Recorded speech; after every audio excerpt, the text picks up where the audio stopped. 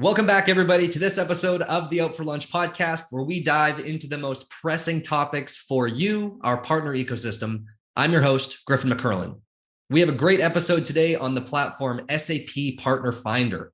This platform is the easiest way for prospective customers to identify partners that meet their exact needs based on the profiles that you create, making this a key mechanism for demand generation. We are joined by two special guests, Laurent Le Provost, Digital Partner Experience Lead for Partner Ecosystem Success, alongside Maresa O'Toole, the Business Lead for SAP Partner Finder, also within Partner Ecosystem Success. So let's jump into learning more about this platform. But first, let's find out what Laurent and Maresa are having for lunch. I had homemade brown bread, so that's Irish soda bread, that my mother made this morning with some salad and some cheddar cheese. Oh, that sounds amazing. Homegrown bread. That's awesome. Yeah, very spoiled. Wow, that's great. Laurent, what about yourself? Chicken salad. That's what I had. Chicken very salad. Nice. Easy. Yeah, no homemade brown bread, but very nice too. That's good. All the same. Awesome. So we are talking about a very important platform that SAP provides for partners today. It's a way to get them out there to broadcast what they do, let customers know who they are, and really an opportunity for them to connect with other partners. And this is the SAP Partner Finder platform. So partners, you may be familiar with this already. You may be utilizing this to all of its extents. But why don't we jump in just nice and easy, what this is and what its main purpose is. So Maresa, why don't we start with you? Yeah, sure. So SAP Partner Finder is a platform, and it's available to all users, and it's accessible through sap.com. And I suppose the idea or the main aim is to really match prospects with partners to meet the needs based on the search criteria. So there's multiple different factors that we consider in terms of SAP solution, geography, industry focus, and so on. And each partner then has the ability to publish their own individual profile. If the partner is part of a group, they can have a global profile. And they can use that profile then to showcase what they do best in terms of their business with SAP. So we will show their solution focus, any designations that they've earned with us, but then there's also a lot of scope on the profile itself for the partner to showcase their own individual capabilities and expertise in terms of maybe success stories, videos, apps. They can link to apps that they've published on the App Store and so on. Okay, awesome. So it acts like you said, it's kind of like a Google search. It's a search engine to find these partners and for them to be able to, I guess, fill any white space for what they do and what they provide, whether it's solution area or industry focus or all these things. That's amazing. Yeah. Laurent, anything on your end? Yeah, I think that it comes up from our side as one of our Partner Edge program benefits, and it applies really to our entire ecosystem of partners. And, we have partners that are focusing on the selling activity, partners that are focusing on implementation, with 90% of SAP projects globally are implemented by partners, right? And we have partners that are focusing on developing intellectual properties, so developing apps and extension on our BTP platform. And all of those partners have different go-to-market.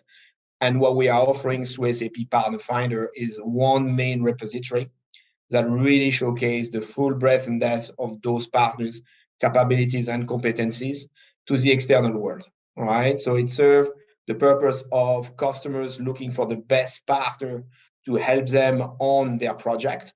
And it also focused basically on the partners to also look in our ecosystem who they would like to partner with, right? So the partner-to-partner collaboration is becoming increasingly important because they cannot be expert in absolutely every single line of business that we offer or every single business processes that our portfolio is offering.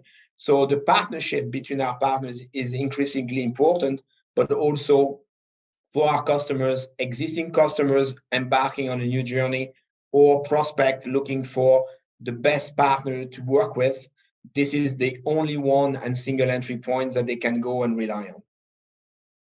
So it's really like a matchmaking service for. Yes, you could. I like that. Yeah. It is actually, because when you think about it, what we are offering is a listing, right? Of based on the criteria Maresa outlined, the user is going to get a list of suitable partners, and then you can do your due diligence and entering into a conversation with either all of them or select few of them and make up your mind. So yeah, it is a bit of a matching service, all right. Oh, wow. How nice of us at SAP. We're providing love for these partners in terms of customers and for other partners as well. And I like that too, because I think when you think of the ecosystem or you think of partners, people might think of it as hyper competitive, which it definitely is. There's definitely partners that are competing, but it's nice to see that we're also providing tools that allow partners to collaborate and really lean into the ecosystem of working together and making this space collaborative. So that's nice. That's good. That's good to hear. So for partners, can all partners get involved in this? Can they all be listed on this service, or is there specific designations or criteria that is involved in being a part of this? No, so it's open to all partners. Obviously, there's some operational elements that we need to consider, but once the partner is active with us and has a partnership, they are free to leverage SAP Partner Finder. So yeah, we'd obviously encourage all our partners, once they come on board with us, to leverage Partner Finder and make sure that they can be found there once they're active with us. Awesome. So there's no reason not to be on here. Absolutely not. No. It's a partner edge benefit, you know. So if you think about it, we are offering a free platform to our partners to showcase absolutely everything about themselves to the external world. And they are receiving inquiries either through the platform or offline from potential customers or other partners to do business with. So it's a very strong competitive advantage that we are giving them here. And to add to that, it receives a tremendous amount of online traffic. So it's really, really important that the partners leverage and take advantage of that. And it's one of the easiest ways, obviously, for prospects to find partners that they want to get in touch with. So free, easily accessible, and provides great traffic to find them. That's three big things. That's great. So and very easy to list your capabilities and your entire profile. The profile editor has a very nice interface for the partner to really put in a complete profile and add all documentations that they want to showcase to the external world. So very easy editor as well. That's great. And speaking of the editing of the profile, late last year we launched this new competency framework for partners, which there's an episode on here as well. We spoke with Hans Ube and Emer Neville within Partner Ecosystem Success about this amazing new way to broadcast partner specializations, skills, their expertise in a very granular way to really showcase, okay, this is exactly what I'm good at. This is exactly what I provide and who I'm providing it for. And that is, I think, a big part of this, right? This is something that goes on that profile. So where does the competency framework play a role in this? Because I know that is still evolving. And I just want to know the role on that in this. Yeah, sure. So when we launched, we went live with the competency framework in Partner Finder last September. And it's really been a game changer for partners because it just really, I suppose, enriches the partner's profile with all of the valuable data now that we have as part of the competency framework. So the partner can really publicize through their profile what they have achieved through the competency framework. So the user has access now to information on the delivered projects, the countries where those projects were delivered, and even the industry in which those projects were delivered. So this level, this granular level of information really helps to, I suppose, help the partners to demonstrate the full scope of their capabilities, but also it helps the prospects to find the best fit partner for their needs based on the information they've access to. So yeah, the competency framework has been a game changer for partners and how they're listed on Partner Finder. That's awesome. Well, I love that we're doing that. With the way that I kind of put it last time was it's almost as if we're acting kind of as an agent, and we're helping these players, or I'm just using a sports analogy because we have so many football listeners and people over in Europe listening. So we almost act as the agent, and we're helping these players find the right team. We're helping them find the exact team where they fit in nicely, whether they're a customer or a partner. And I think that's great. So this is the Partner Finder. It's been around for a while. The Competency Framework's been, like you said, last September it's been out since. What's the feedback like? Are partners loving this new tool? What are there any questions? Is there any confusion, or what are you guys hearing out there?